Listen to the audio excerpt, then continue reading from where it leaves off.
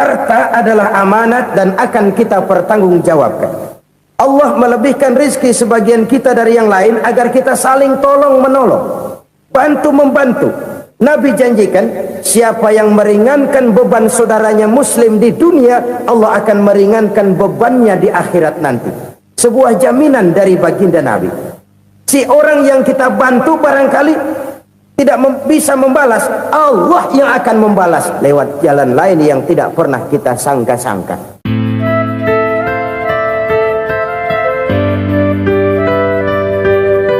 Selalu berusaha menyimpan sesuatu yang bisa membawa manfaat, baik untuk dirinya, untuk anak cucunya, maupun untuk keluarganya, untuk masa kini dan masa depannya. Kadang simpanan itu berbentuk uang, kadang berupa tanah, lain saat berbentuk pabrik, dan lain sebagainya. Sementara masa depan yang paling pasti adalah akhirat. Jika untuk masa depan dunia kita rela memeras keringat, membanting tulang, pergi pagi dan pulang petang, menyimpan uang, menyimpan tanah, menyimpan pabrik, pernahkah kita merenung jika satu saat kiamat datang, kita dibangkitkan dari kubur masing-masing, berdiri di padang mahsyar untuk mempertanggungjawabkan seluruh kegiatan hidup kita di dunia ini, lalu kita akan menuju ke alam akhirat. Sudahkah kita mempunyai simpanan untuk akhirat kita? Pada pertemuan kali ini saya ingin menyampaikan sebuah hadis di mana Rasulullah sallallahu alaihi wasallam bersabda, arba'un min kanzil jannah. Simpanan sorga ada 4 macam. Yang pertama, ikhfa'us sadaqah, menyembunyikan sedekah. Saudara-saudara kaum muslimin, sebagaimana yang kita maklum bahwa Allah Subhanahu wa taala melebihkan sebagian rezeki dari kita terhadap yang lain. Ada yang kaya, ada yang setengah kaya, ada yang miskin, ada yang setengah miskin, dan selanjutnya. Ada yang gajinya kecil tapi penghasilannya gede. Ada yang penghasilannya gede tapi nggak punya gaji. Ada juga yang memang gajinya gede dan penghasilannya gede. Kelebihan rezeki merupakan sunnatullah dan tidak harus membuat kita merasa lebih dari yang lain. Bahkan sebaliknya, kelebihan itu harus membuat kita ringan tangan untuk menolong mereka yang memang memerlukan pertolongan. Kalau saudara diberikan ilmu, maka pertanyaan akhirat cuma satu, ilmumu kau amalkan untuk apa? Kalau saudara diberikan umur yang panjang, pengadilan akhirat juga bertanya satu, umurmu kau habiskan di mana? Tapi kalau saudara diberikan harta, pengadilan akhirat akan bertanya 2, hartamu kau dapat dari mana, kau belanjakan kemana? Dari mananya ditanya dan kemananya juga ditanya. Oleh karena kita akan dimintakan pertanggungan jawab, maka amanah yang bernama harta ini harus kita gunakan dengan sebaik-baiknya. Ada penggunaan yang merupakan kewajiban, itu zakat namanya. Ada penggunaan yang sewaktu-waktu, itu infak namanya. Ada yang lebih sewaktu-waktu lagi, dan itu sedekah namanya. Zakat dia terikat oleh haul dan nisab, oleh putaran batas waktu dan ukuran dari harta itu sendiri. Sedangkan infak terikat oleh situasi dan kondisi perekonomian seseorang. Sedangkan sedekah tidak terikat dengan apapun. Dalam kondisi seperti apapun kita bisa melakukan sedekah dengan yang terkecil sekalipun. Sampai-sampai Rasulullah sallallahu alaihi wasallam mengajarkan, la tahqiranna minal ma'rufi syai'an walau an talqa akhaka biwajhin talik. Atau ada hadis, tabassumuka fi wajhi akhika laka shadaqah. Senyumanmu kepada temanmu adalah sedekah. Jadi untuk melakukan sedekah tidak harus dalam berbentuk uang. Dengan ilmu kita bisa sedekah, dengan tenaga kita bisa bersedekah, dengan pikiran kita bisa bersedekah, bahkan senyum kepada teman itu pun sedekah. Jadi kalau sedekah dengan uang memang belum punya uang, nyengir aja banyakin. Itu asal pada tempatnya, jangan lalu ketemu tiang listrik cengengesan. Tentu tidak pada tempatnya dan tidak wajar. Nah, sedekah yang paling dicintai Allah adalah sedekah yang disembunyikan. Artinya jauh dari sifat riya. Kan kadang-kadang ada orang sedekah itu disebutkan namanya, apa tidak bagus? Kalau memang niatnya ikhlas, ya bagus-bagus saja. Untuk memberikan sugesti kepada yang lain. Si Fulan bin Fulan nyumbang sekian, diumumkan. Boleh kalau niatnya untuk memberikan rangsangan kepada yang lain supaya dia menyumbang lebih besar dari orang tadi. Tapi kalau itu mendatangkan riya, maka sedekah yang paling dicintai Allah adalah sedekah yang disembunyikan. Tangan kiri saja tidak tahu apa yang diberikan oleh tangan kanan. Sedekah yang dilakukan dengan ikhlas akan merupakan perbendaharaan surga, tersembunyi dari pandangan orang lain, tidak seorang pun tahu. Karena memang sikap yang baik adalah melupakan kebaikan dan mengingat kesalahan. Itu salah satu ciri orang bahagia. Orang yang selalu mengingat kesalahannya dan berusaha melupakan segala kebaikannya. Kalau dia akan berada kebaikan, dia tidak bisa ikut, dia merasa rugi karena dia merasa belum pernah berbuat baik. Tapi kalau akan melakukan kesalahan baru, dia ingat kesalahan yang sudah-sudah, sehingga terhalang baginya untuk melakukan satu kesalahan baru. Demikianlah saudara-saudara, bahwa Allah melebihkan rizki sebagian kita dari yang lain, agar terjadi tolong-menolong dalam kehidupan ini. Jadi kesenjangan yang nature, kesenjangan yang alami itu sunnatullah. Ada yang kaya, ada yang miskin, ada yang kelas menengah. Nah, kenapa lalu sekarang kita berusaha mengentaskan kemiskinan? Oleh karena adanya kesenjangan struktural. Kalau yang kaya bisa semakin kaya, kenapa yang miskin tidak bisa naik jadi ikut sedikit kaya? Sebab pada dasarnya Islam adalah agama yang sejak turunnya sudah berupaya memerangi kemiskinan. Bahkan dikatakan kemiskinan itu mendekatkan kepada kekufuran. Orang kalau miskin udah dekat banget sama kafir. Gampang menjadi kafir. Berapa banyak saudara-saudara kita yang oleh karena soal perut, oleh karena soal materi, terpaksa meninggalkan dan menanggalkan akidahnya, menjual petunjuk yang diberikan Allah dengan kesenangan dunia yang cuma sebentar ini. Na'udzubillah thumma na'udzubillah. Jadi makin kita sembunyikan satu sedekah, semakin banyak perbendaharaan kita di surga. Sedekah yang paling dicintai Allah adalah sedekah yang disembunyikan.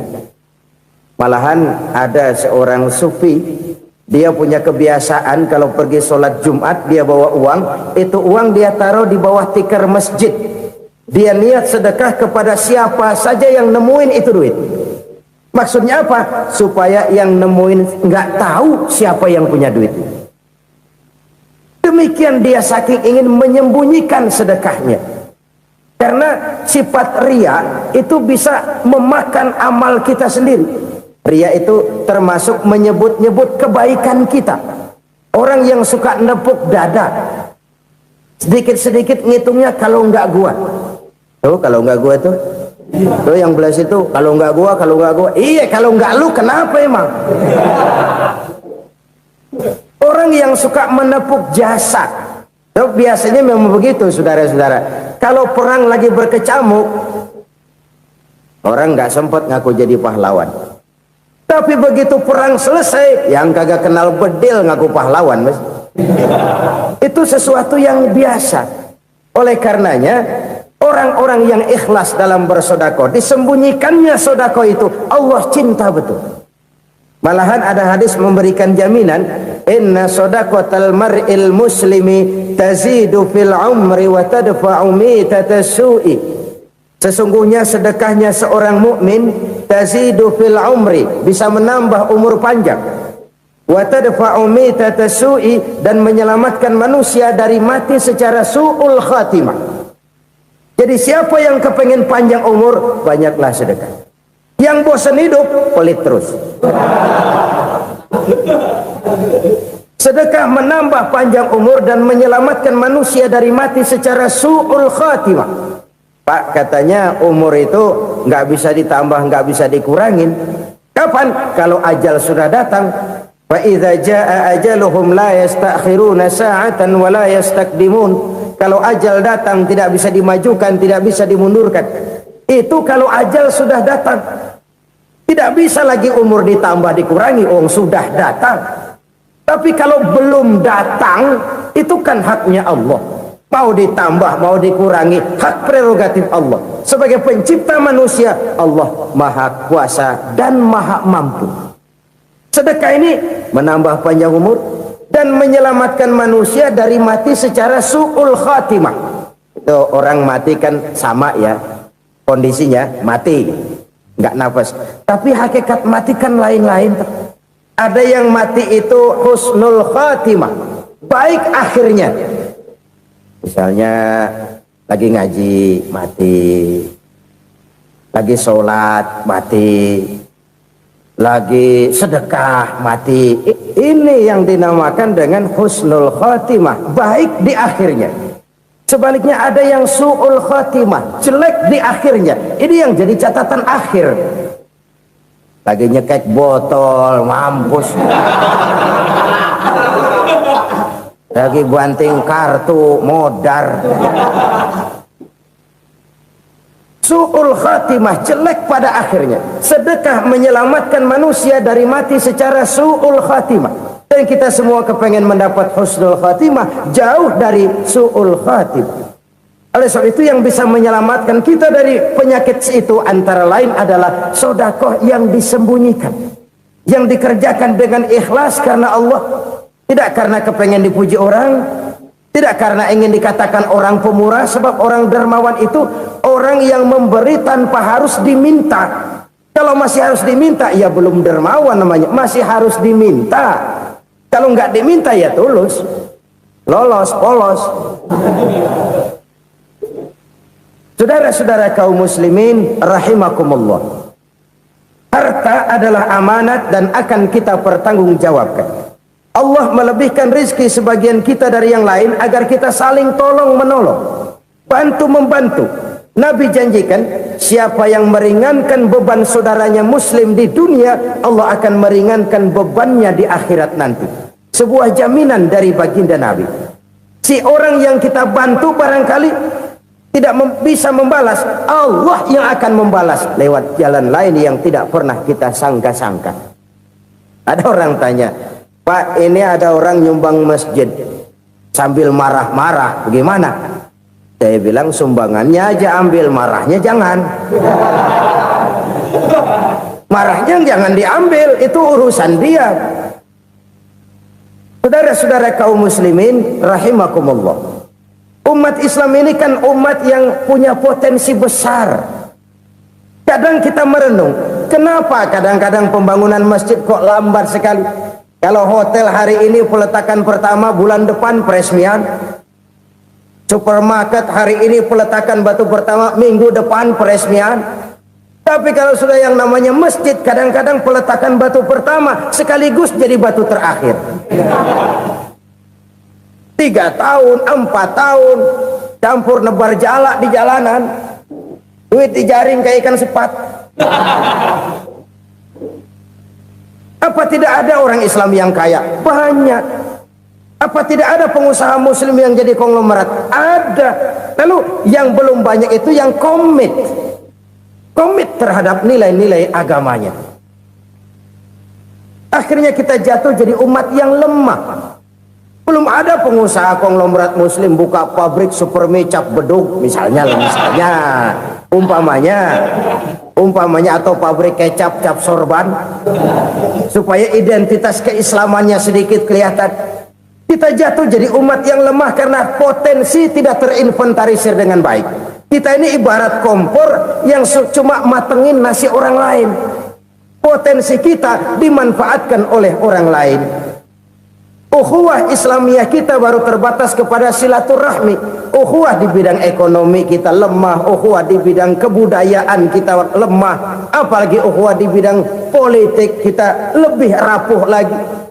Padahal ukhuwah itu adalah totalitas kehidupan manusia, menyangkut ipolek sosbud, memerlukan nilai-nilai ukhuwah.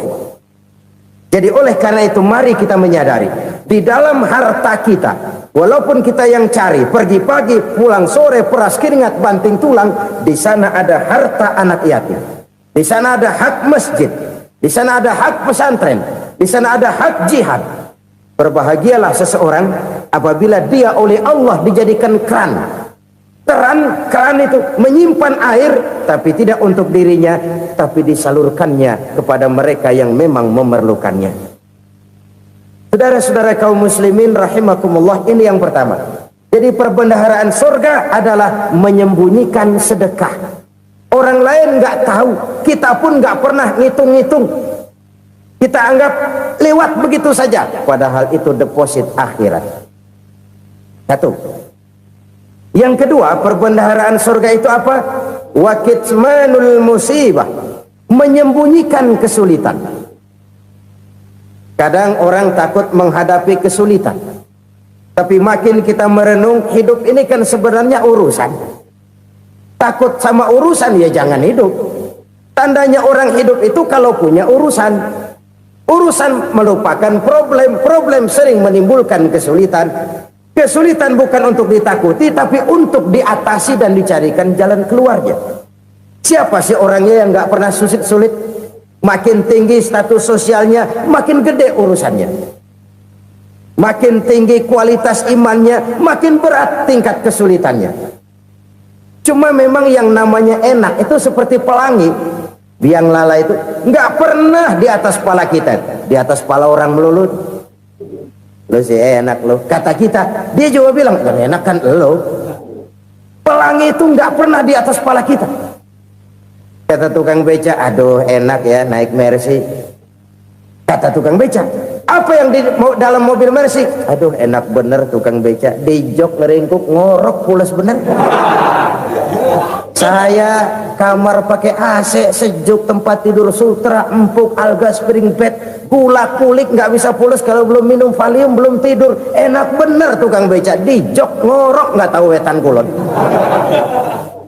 Si tukang beca bilang yang di Mercy enak, yang di Mercy bilang tukang beca enak. Inilah enak, nggak pernah di atas kepala kita, di atas kepala orang lain melulu enak itu. Nah saudara-saudara,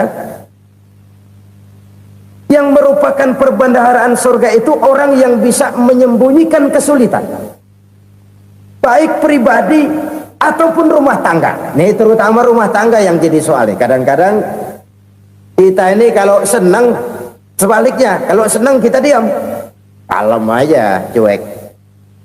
Banyak banget duit kita bawaan, diam aja udah. Malah ketemu orang takut. Tapi begitu susah, sekampung tahu.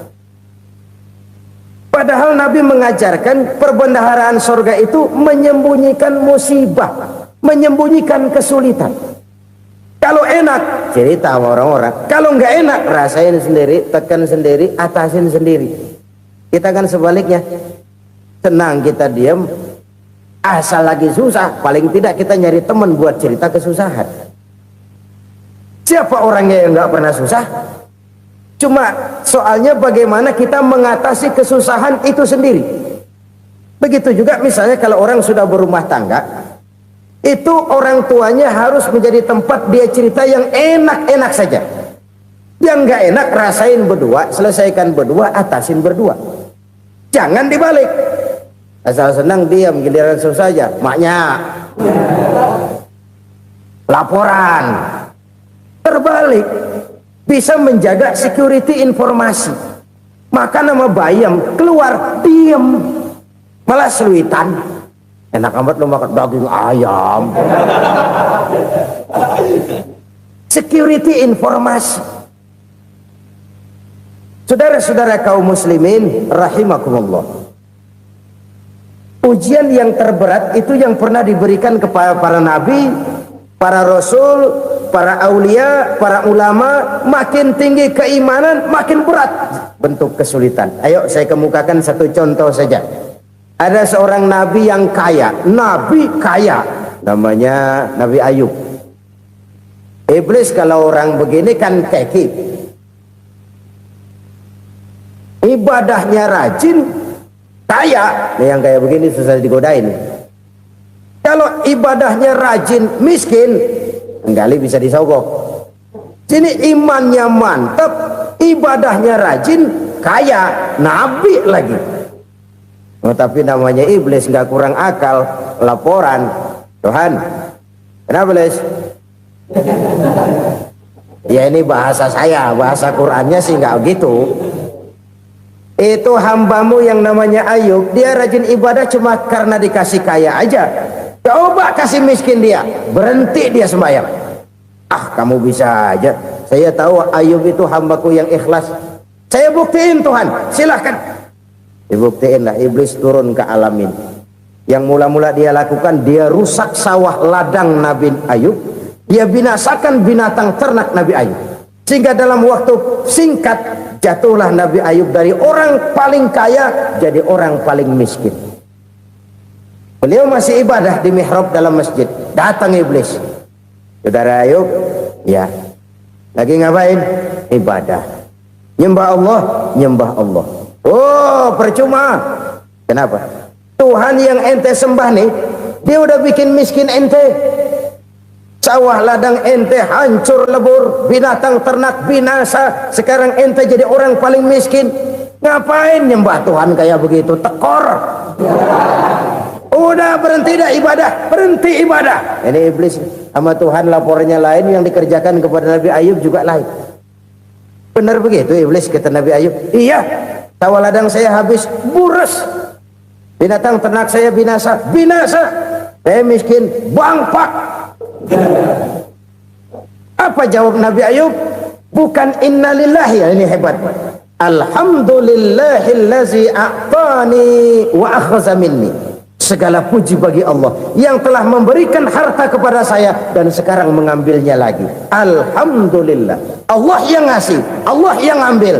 Itu mah urusan Allah. Iblis cuman ibadah jalan terus, sujud lagi Nabi Ayub. Iblis seleher gondok banget. Dasar Nabi nggak mempan dia apa-apain. Miskin malah alhamdulillah. Allah yang ngasih, Allah yang ngambil. Jadi kalau kita tidak komit, kita tidak terikat kepada kaya, miskin, senang, susah, apa yang bisa bikin kita susah? Jadikan kekayaan, kemiskinan, jadikan senang, susah sebagai anak buah yang bisa kita atur. Jangan kekayaan ngatur kita, jangan kemiskinan ngatur kita. Kita yang harus mengatur mereka. Senang, susah, kaya, miskin, bahagia, sengsara, jadikan itu anak buah yang bisa kita atur. Kalau sekarang kita kaya, lain saat boleh jadi kita miskin, semiskin-miskinnya. Allah yang ngasih, Allah yang ngambil. Tenaga mana yang bisa menghalangi? Ibadah jalan terus. Iblis makin gondok. Dasar Nabi loh. Akhirnya apa? Nabi Ayub dikerjain, diberikan penyakit. Demikian fatal penyakitnya. Bayangin, udah miskin sakit. Masya Allah. Miskin sakit. Sakitnya nggak lama, kira-kira 16 tahun. Istrinya 3, 2 mental minta ceraiin. Ngerawatin laki bengek begini.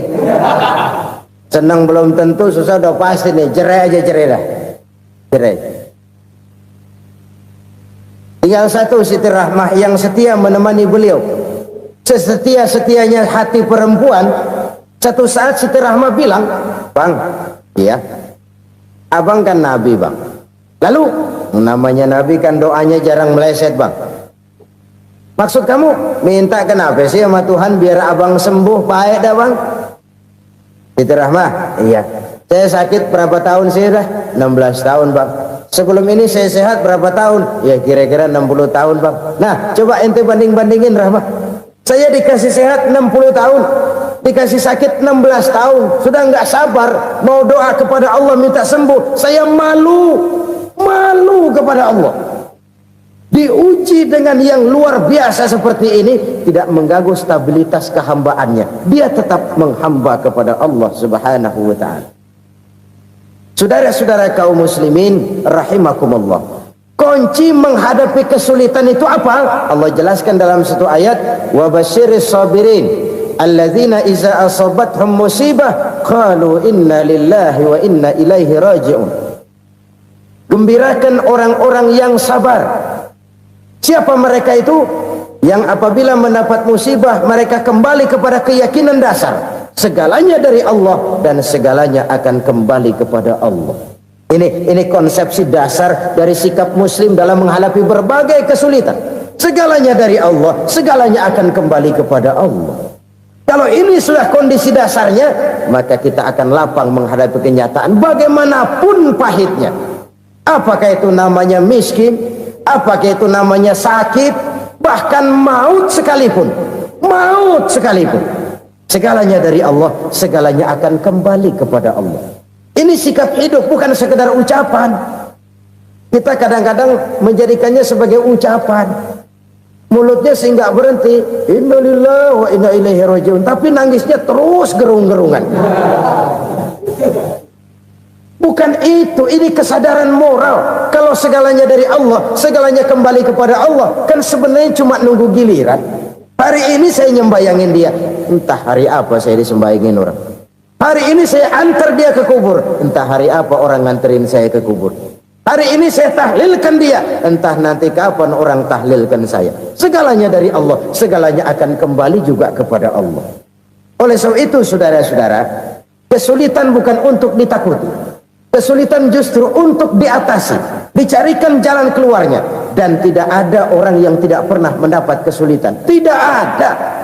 Semakin tinggi status sosial, semakin tinggi kualitas keimanan, semakin besar juga tingkat kesulitan. Hanya saja bagaimana cara kita mengatasinya. Dan Al-Quran menyatakan inna ma'al usri yusra.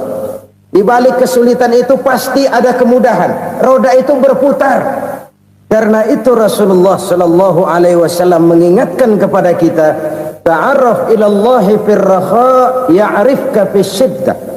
Ingatlah kepada Allah di waktu kamu senang, supaya Allah ingat kepada kamu di waktu kamu susah. Kalau waktu senang kita ingat kepada Allah, kita susah, Allah tidak akan meninggalkan kita. Tapi kalau waktu senang kita jauh dari Allah, sujud tidak sempat, dengan masjid jauh, ketika senang kita lupakan Allah. Nanti begitu kita susah, Allah lupakan kita, dan itu menyakitkan. Oleh karena itu orang-orang tua kita dulu bilang, kalau lagi sehat ingat-ingat lu bakal sakit nanti. Kalau lagi kaya ingat-ingat satu saat kita bakal jatuh miskin. Bahkan kalau lagi muda ingat-ingat kita bakal tua. Dan yang terpenting, kalau lagi hidup ingat-ingat kita bakal mati. Saudara-saudara kaum muslimin rahimakumullah. Jadi yang kedua yang merupakan perbendaharaan surga, menyembunyikan musibah. Saudara-saudara kaum muslimin rahimakumullah. Hal ketiga yang merupakan perbendaharaan surga adalah wasilatur rahmi. Orang yang suka bersilaturahmi. Sebagaimana yang kita maklum bahwa manusia adalah makhluk yang disebut zon politika. Makhluk sosial yang tidak mungkin hidup sendiri-sendiri. Betapa dan siapapun kita memerlukan orang lain. Bodoh betul manusia kalau tinggal di tengah masyarakat tapi tidak mau bermasyarakat. Merasa hebat sendiri, pintar sendiri, gagah sendiri, kaya sendiri. Mungkin kalau mati juga ngubur sendiri. Jangankan kita di sini, di sorga saja Nabi Adam waktu sendirian bengong melulu, mondar mandir. Allah tegur dam sepi dam. Jadi ini kalau bahasa saya, iya Tuhan sepi ini nggak ada coret-corekan pisan ini. Diciptakan Siti Hawa baru anteng Nabi Adam. Itu di sorga. Cobalah. Umpamanya saudara tinggal di Jakarta nih. Kayak bener. Apaan aja di Jakarta punya saudara dah. Jembatan Semanggi ambil. Monas, Buntel bawa pulang. Hotel-hotel ambil semua. Cuman tinggal di Jakarta sendirian, apa enaknya? Betapa dan siapapun kita perlu orang lain. Tidak ada seorang pun yang bisa memenuhi kebutuhan hidupnya secara sendiri-sendiri. Nah, Islam telah menyelamatkan manusia dari ras diskriminasi, mengikat manusia dengan persaudaraan yang berlandaskan kepada akidah. Karena itu dianjurkan bersilaturahmi. Bahkan Nabi menyatakan, man arada ayyubsata lahu fi rizqihi wa yunsa'a fi atharihi falyasil rahimah.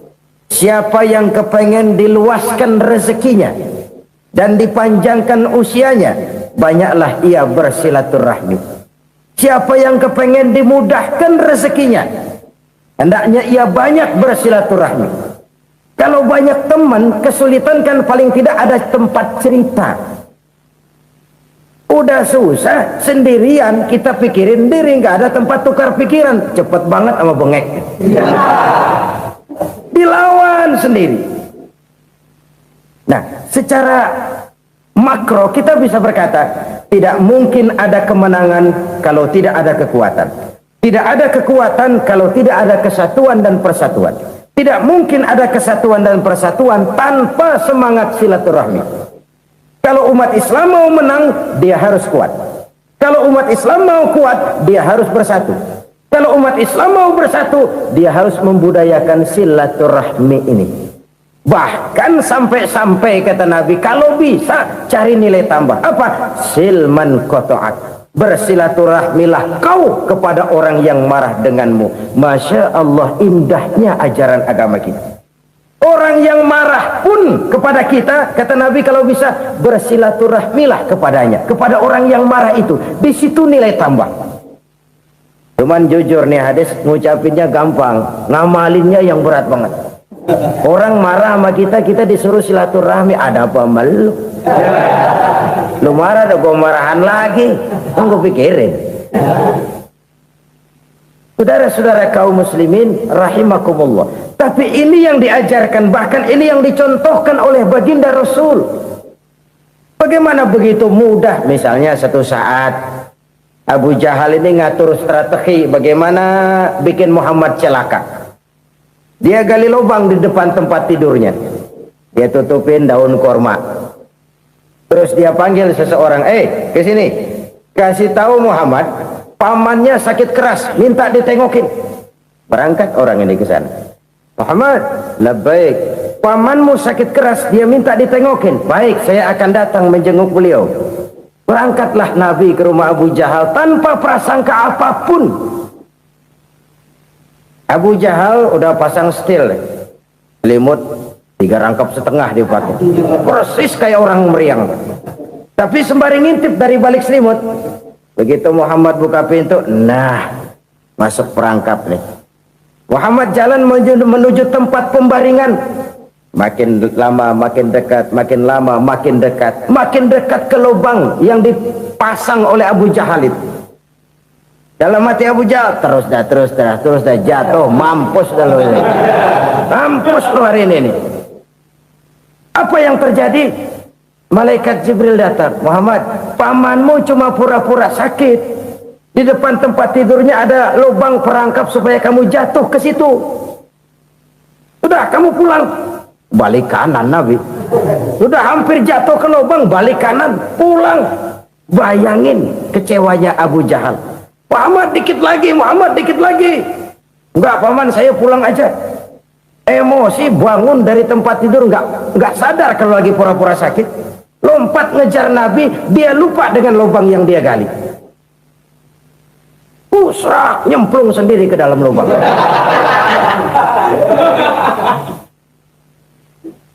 Nabi terus berlalu. Ini terjadi keanehan. Jatuh ke lubang yang dia gali itu sebenarnya nggak terlalu dalam ya, antara 3-4 meteran lah. Tolong saya jatuh ke lubang ini. Datanglah pelayan-pelayannya itu. Angkat saya dari sini. Oh, yang ngulurin tambang. Satu gulung belum juga nyampe itu tambah. Kurang beli lagi ke warung. Sambung ulur lagi, enggak juga bisa sampai. Wah, ini kerjaan Muhammad ini. Tolong siapa salah seorang kamu ke rumah Muhammad, kasih tahu encangnya kecebur. Minta ditolongin. Sampaikan kepada Rasul. Kenapa? Pamanmu jatuh ke lubang, Muhammad minta tolong diangkatin. Tambang udah nyambung-nyambung nggak nyampe juga. Ya nanti saya datang, saya tolong. Cobain. Nyata-nyata orang berniat jahat mau mencelakakan dia.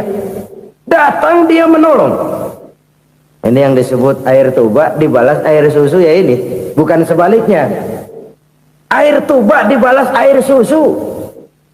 Paman, kecebur ya? Iya Muhammad, tolongin nih. Pegang tangan saya. Nabi ulurkan tangannya, nyampe. Dipegang oleh Abu Jahal, diangkat ke atas. Sampai atas, apa kata Abu Jahal? Sihirmu memang hebat Muhammad. Udah ditolongin dikata sihir. Yang enak kita kemplang kan itu orang begitu. Urusan apa? Tapi inilah akhlak. Kalau bisa kamu bersilaturahmilah dengan orang yang marah kepadamu sekalipun. Orang marah kita tetap baik. So, kalau kita berbuat baik sama orang yang memang baik, rasanya sih biasa-biasa aja. Orang baik kita baik lagi, ya draw aja, belum ada nilai tambah di situ. Baru ada nilai tambah kalau kita bisa berbuat baik kepada orang yang nyakitin kita. Itu namanya kita setingkat di atas dia. Dia sakitin kita, kita berbuat baik sama dia. Dia pelit sama kita, kita baik sama dia. Dia marahin kita, kita deketin dia. Di situ kita punya nilai tambah. Jadi siapa yang ingin diluaskan rezekinya kata Nabi dan dipanjangkan umurnya, hendaklah ia banyak-banyak bersilaturahmi. Sederhana sebenarnya silaturahmi, tapi silaturahmi membangkitkan semangat kesatuan dan persatuan. Kesatuan dan persatuan melahirkan kekuatan. Dalam matematika 1 ditambah 1 pasti 2. Tapi di tengah masyarakat, 1 orang takut ditambah 1 orang takut, hasilnya jadi 2 orang setengah berani. Kenapa setengah berani? Karena udah berdua. Tadi pan takut sendirian. Kalau dia kumpul turu-turu takutlah jadi berani. Kita yang lemah, kita yang tidak berdaya, kita yang miskin, kalau mau kompak bersatu, apa yang nggak bisa kita kerjain? Apalagi tinggal di kota besar, pilihan cuma 2. Bertahan atau minggir. Bertahan atau minggir. Untuk bisa bertahan harus mampu bersaing. Untuk mampu bersaing harus punya keahlian. Keahlian harus ditunjang dengan pendidikan, ditambah oleh kekompakan sebagai umat. Udah miskin mencar mulu, orang injek kita. Orang nggak pandang urusan apa yang malu. Oleh karena itu silaturahmi pada hakikatnya merupakan roh dari ukhuwah yang diajarkan oleh agama kita. Bagaimana Islam menyelamatkan masyarakat manusia dari ras diskriminasi, mengikat manusia, dan tidak ada persaudaraan yang lebih indah selain persaudaraan yang diikat dengan nilai-nilai akidah. Sepanjang orang di jalan Allah, itulah saudara kita. Keluar dia dari jalan Allah, selesailah persaudaraan sampai di situ. Karena itu, kalau ingin menyimpan sesuatu di surga, banyaklah bersilaturahmi. Datang ke rumah ini, datang ke rumah itu, dan lain sebagainya. Itu simpanan kita di akhirat nanti. Ini yang ketiga. Saudara-saudara, yang keempat, perbendaharaan surga itu apa? Wa qawlu la hawla wa la quwwata illa billah. Ucapan la hawla wa la quwwata illa billah. Ibadah kan ada yang berat, modalnya besar. Bangun masjid berat, modalnya besar. Bangun rumah sakit berat, modalnya besar. Ada ibadah yang berat tapi modalnya ringan. Misalnya puasa. Puasa itu berat, mengendalikan nafsu. Kalau sekedar nggak makan nggak minum sih enteng, mengendalikan nafsu itu jihad terbesar. Tapi kan modalnya ringan, cuma niat saja. Ini ibadah berat, modalnya ringan.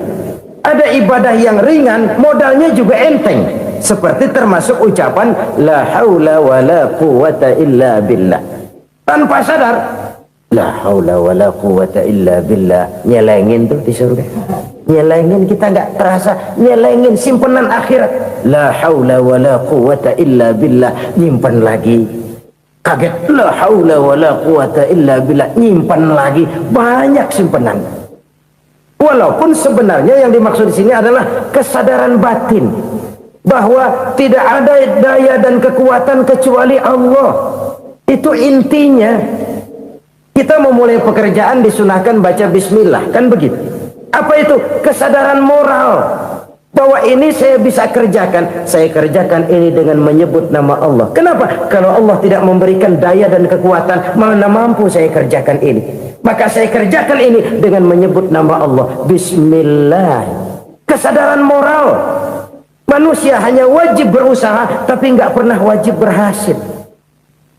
Banyak hal-hal yang kalau kita renungkan secara rasio nggak mungkin, tapi jadi kenyataan. La haula wala quwata illa billah. Tidak ada daya dan kekuatan kecuali bagi Allah semata-mata. Kesadaran moral akan kelemahan dan keterbatasan makhluk bernama manusia. Kadang kita kagum dengan otak, tapi kita sering lupa sama yang bikin otak. Padahal bagaimanapun hebatnya otak, yang bikin otak pasti lebih hebat dari otak. Nggak percaya, silahkan otak-otakan. Inilah kecenderungan. Kita kagum dengan pesawat-pesawat mutakhir, bukan main, besi gede banget terbang itu. Alangkah hebatnya. Lalu apa yang bikin otak tidak lebih hebat dari itu semua? Kita puji laut, apa yang bikin laut tidak lebih hebat dari laut itu? La haula wala quwata illa billah. Tidak ada daya dan kekuatan kecuali Allah. Apa yang bisa kita lakukan kalau tidak karena daya dan kemampuan yang diberikan oleh Allah kepada kita? Lahirlah sikap tawadu, rendah hati, tidak melonjak menjadi angkuh dan sombong, sadar akan kelemahan dan keterbatasan diri sebagai makhluk yang diciptakan oleh Allah Subhanahu wa taala. Jadi satu sisi ini ucapan yang berpahala, la haula, jadi wiridan. Pada sisi lain ini kesadaran moral, sikap mental, kesadaran batin bahwa yang punya daya dan kekuatan itu cuma Allah. Kita nggak pantas untuk sombong, sebab sombong itu pakaiannya Allah. Kita nggak sedang pakai pakaian Allah, kegedean. Dan makin kita renungi, makin terbentur. Apa sih yang bisa kita sombongin? Kita mau sombong apa? Kaya, pintar, itu kan semua relatif. Di atas langit masih ada langit lagi. Jadi oleh karenanya, marilah kita menyadari, manusia hanya wajib berusaha, tapi tidak pernah wajib berhasil. Yang berusaha saja tidak wajib berhasil, apalagi yang tidak berusaha. Islam bukan agama orang pemalas yang selesai sholat lalu enggelohom, enggelenggem ayem-ayem. Tapi Islam bukan agama orang sombong yang setelah berusaha lalu tidak memerlukan Allah. Kita bisa saja bikin proyeksi, tahun sekian kita bakal panen besar menurut perhitungan otak. Tapi ada kejadian lain. Apa? Tikus ngambek. Habis itu dimakanin tikus, panen gagal. Proyeksi rasional gagal oleh tikus-tikus yang ngambek itu. Bisa saja terjadi. Tahun depan kita panen besar, urung. Kenapa? Musim panas panjang. Dan sekarang ini koran-koran bikin berita musim mengalami penyelewengan. Masya Allah, sangat luar biasa tausiah yang sudah disampaikan oleh guru kita. Sahabat beriman yang dimuliakan Allah, tetaplah di channel ini karena kajian ini belum selesai. Dan masih banyak lagi hal-hal menarik yang akan disampaikan oleh beliau. Mari kita lanjutkan kembali. Selamat mendengarkan. Bukan cuma manusia yang nyeleweng sekarang. Musim pakai nyeleweng. Mestinya kan musim hujan udah selesai, masih hujan-hujan juga. Musim. Nah sekarang kita boleh bikin proyeksi, kita bakal panen besar. Tahu-tahu musim panas panjang, sawah retak, air kering. Cari teknokrat yang paling botak, suruh pendekin tuh musim panas. La haula wa la quwata illa billah. Inilah kesadaran moral. Saudara, saya teringat satu saat ada seorang konglomerat. Umurnya ya kira-kira 70-an. Satu saat dia ditanya oleh wartawan, "Pak, umur Bapak berapa sih?" "Ya paling 10 tahun." 10 tahun? 10 tahun? Anak Bapak berapa orang? Satu. Satu saja? Satu. Harta Bapak berapa? Ya paling-paling bangsa 7 juta kali. 7 juta? Iya. Pak, kenapa Bapak bohongi saya? Bapak punya buku biografi. Koran-koran, majalah-majalah banyak memuat cerita riwayat hidup Bapak. Saya tahu umur Bapak 70. Kenapa bilang cuma 7 tahun? Saya tahu anak Bapak 8. Kenapa cuma bilang 1? Saya tahu harta Bapak miliaran, mungkin triliunan. Pabrik di mana-mana, bank di mana-mana. Kenapa bilang uang Bapak cuma 7 juta? Nah, kata si konglomerat tadi, "Kamu benar, Nak, kamu benar. Umur saya kalau jumlahnya memang 70, Nak. Cuman ingat-ingat saya, baru 7 tahun terakhir ini saya sujud.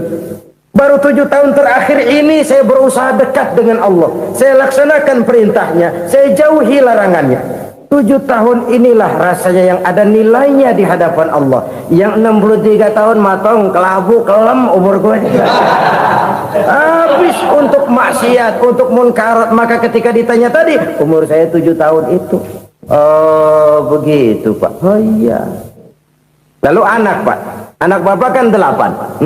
Kenapa bilang cuma 1? Nah, kalau jumlah hitungannya memang anak saya 8. Tapi dari 8 orang ini rasanya cuma 1 nih yang bakal jadi buah hati, belahan jantung, pelanjut cerita, penerus sejarah, bakal jadi anak soleh yang akan mendoakan saya. Cuman 1 rasanya anak saya ini yang bakal jadi buah hati saya, besar-besaran saya, yang akan mendoakan di kubur saya, yang akan mendoakan di akhirat saya. Yang 7 orang mana, Masya Allah, yang 1 tenggeng, yang 1 nyekek botol mulu, yang 1 nggak karu-karuan. Makanya saya bilang 1 anak saya yang akan bisa mendoakan saya. Oh begitu Pak. Iya. Nah, harta Pak, harta Bapak kan triliunan. Pabrik Bapak di mana-mana. Uang Bapak hampir di tiap bank-bank besar. Kenapa bilang cuma 7 juta? Betul kau Nak. Harta saya kalau jumlahnya memang miliaran, triliunan mungkin. Tapi yang saya ingat baru 7 juta tuh yang saya belanjakan di jalan Allah. Saya nyumbang masjid, saya santuni yatim piatu, saya bantu pembangunan pesantren, saya bantu pembangunan rumah sakit Islam. Itu yang akan saya bawa pulang ke akhirat, yang 7 juta itu. Yang triliunan itu nanti akan diperebutkan oleh anak-anak saya sebagai waris saya. Jadi harta saya 7 juta itu yang bakal nemenin saya di akhirat, yang akan saya bawa pulang jadi teman saya. Saudara-saudara kaum muslimin, jangan-jangan orang tua itu adalah kita-kita ini. Jangan-jangan kita-kita ini adalah orang tua itu. Jangan-jangan itu potret dari diri kita masing-masing. Dari sekian umur yang diberikan Allah, berapa tahun yang ada nilainya di hadapan Allah? Dari sekian anak-anak yang merupakan amanah, berapa yang akan mendoakan kita sebagai orang tuanya menjadi anak soleh? Dari sekian banyak harta yang diberikan Allah, berapa yang akan kita bawa pulang menghadapnya nanti, yang kita belanjakan di jalan Allah? Ini sebuah potret kehidupan. Karena itu kita kembali kepada la haula wa la quwwata illa billah. Kita wajib berusaha, kita wajib berikhtiar. Selebihnya segala daya dan kekuatan hanya milik Allah saja semata-mata. Satu kesadaran batin dari setiap pribadi muslim. Setelah ia berusaha dan berikhtiar, ia menyerahkannya kepada Allah Subhanahu wa ta'ala. Jadi satu sisi ini merupakan wiridan ucapan yang mengandung pahala, pada sisi lain ini merupakan sikap batin dari seorang muslim di dalam ia menghadapi realitas kehidupan ini. Saudara-saudara kaum muslimin rahimakumullah, kalau ini kita jadikan satu basis kehidupan, maka ini akan menyelamatkan manusia dari kemungkinan tergelincir menjadi orang yang lupa diri dan lupa darat. Sebab itu Imamul Ghazali berpesan, jadidis safinah fa innal bahra amiq wa khuziz zad fa inna safara ba'id wa khaffifil hamla fa innal hamla sadid. Perbarui selalu kapalmu karena lautan sangat dalam. Bawa bekal yang banyak karena perjalanan ini sangat jauh. Ringankan beban karena kebanyakan beban akan menyakitkan. Alangkah indah kalimat ini, alangkah dalam makna yang terkandung di sana. Perbarui selalu kapalmu karena lautan sangat dalam. Apa artinya ini?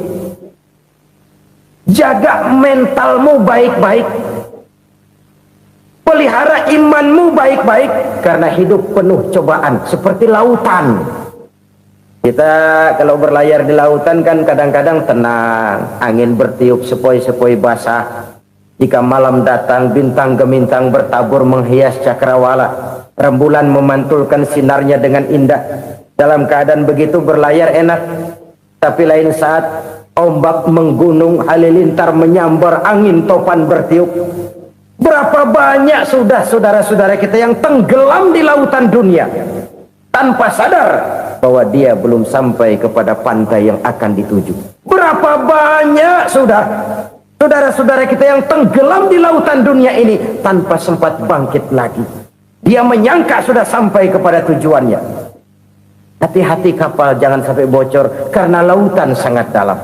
Iman ini jaga baik-baik karena hidup penuh dengan ujian. Wa khuziz zad fa inna safara ba'id.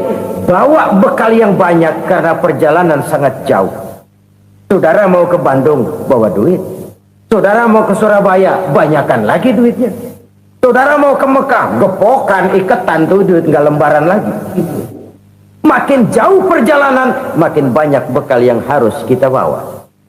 Kalau saudara dari Jakarta mau ke Surabaya, kagak bawa duit berangkat juga, itu sih bukan berani namanya, nekat. Sampai Surabaya belum tentu, sengsara di jalan udah pasti. Kenapa? Nggak bawa bekal berangkat. Sama juga kita nih, misalnya belum sempat sembahyang, mati. Waduh, berani banget orang. Belum punya bekal, mati. Sengsara di jalan. Atau bekal tidak cukup. Dari Jakarta saudara mau ke Surabaya, bawa duit 500 perak. Paling jauh Cikampek nyampenya itu. Paling jauh itu.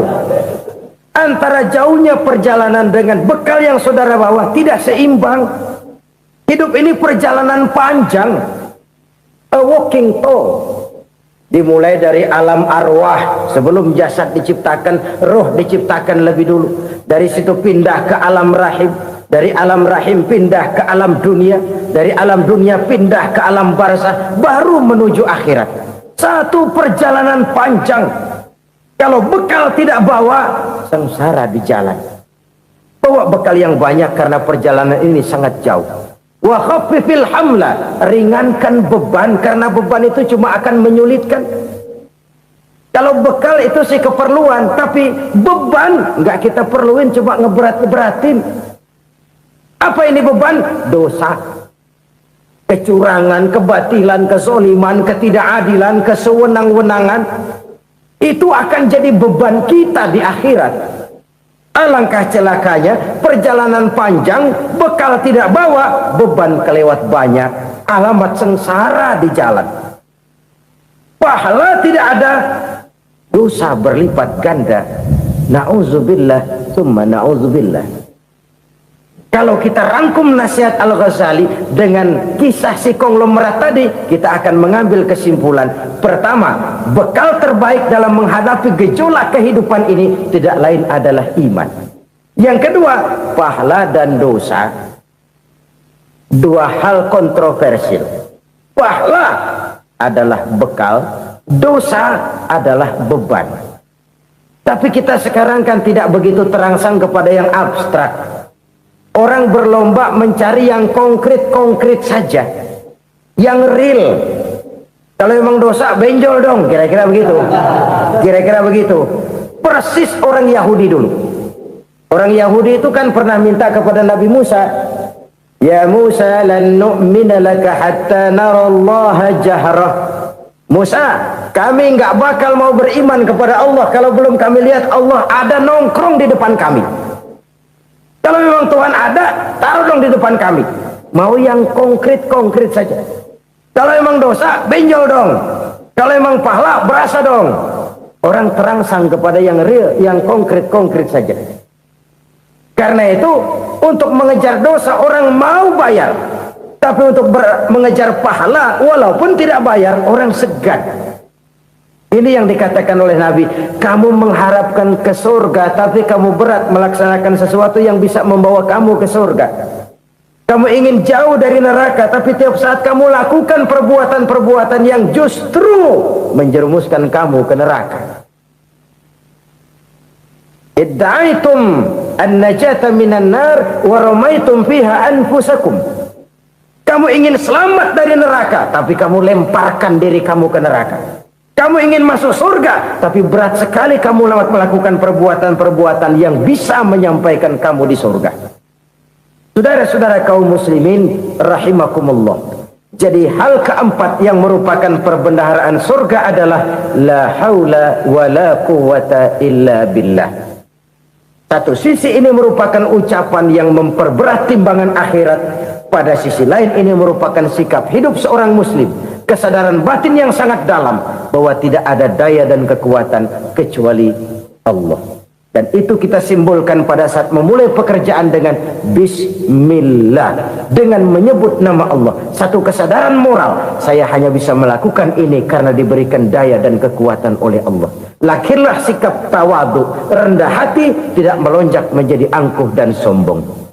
Saudara-saudara, sampai sini dulu jumpa kita kali ini. Semoga 4 perbendaharaan surga ini dapat kita lakukan, yang kelak akan merupakan bekal kita di kemudian hari nanti. Amin ya rabbal alamin. Alhamdulillahirabbil alamin. Demikianlah tausiah penuh ilmu, hikmah dan manfaat yang sudah kita dengarkan bersama dari guru kita. Sahabat beriman yang dimuliakan Allah, terima kasih banyak sudah menyimak tausiah ini sampai selesai. Doa dan harapan saya, semoga Allah Subhanahu wa Ta'ala senantiasa selalu melimpahkan segala rahmat dan karunia-Nya kepada sahabat semua. Selalu diberikan kesehatan, dimudahkan segala urusannya, dan dilancarkan rezekinya. Amin ya rabbal alamin. Demikian yang dapat saya bagikan, kurang lebihnya mohon maaf. Sampai bertemu lagi di kajian-kajian berikutnya. Wabillahi taufik wal hidayah, waridha wal inayah. Wassalamualaikum warahmatullahi wabarakatuh. Setelah kita mendengarkan bersama tausiah yang sangat luar biasa yang sudah disampaikan oleh guru kita, sekarang mari kita lanjutkan aktivitas kita masing-masing. Semoga apa yang sudah beliau sampaikan kepada kita semua menjadi ilmu yang bermanfaat dalam kehidupan kita sehari-hari. Amin ya rabbal alamin. Selamat beraktivitas buat sahabat semua dan sukses selalu. Sampai bertemu lagi di tausiah berikutnya. Wassalamualaikum warahmatullahi wabarakatuh. Bismillahirrahmanirrahim. Assalamualaikum warahmatullahi wabarakatuh. Alhamdulillahirabbil alamin, wassalatu wassalamu ala asyrafil anbiya'i wal mursalin sayyidina Muhammadin wa ala alihi wa sahbihi ajma'in, amma ba'du. Sahabat beriman yang dimuliakan Allah, syukur alhamdulillah kita bertemu lagi di channel ini. Pada kesempatan yang berbahagia ini, mari sejenak kita luangkan waktu kita untuk bersama-sama menyimak tausiah yang sangat luar biasa yang akan disampaikan oleh guru kita. Tentunya banyak sekali ilmu, hikmah, dan manfaat yang bisa kita jadikan pelajaran dalam kehidupan kita sehari-hari. Berikut ini mari kita sama-sama dengarkan isi tausiah beliau. Selamat mendengarkan. Saudara kaum muslimin rahimakumullah. Harta adalah amanat dan akan kita pertanggungjawabkan. Allah melebihkan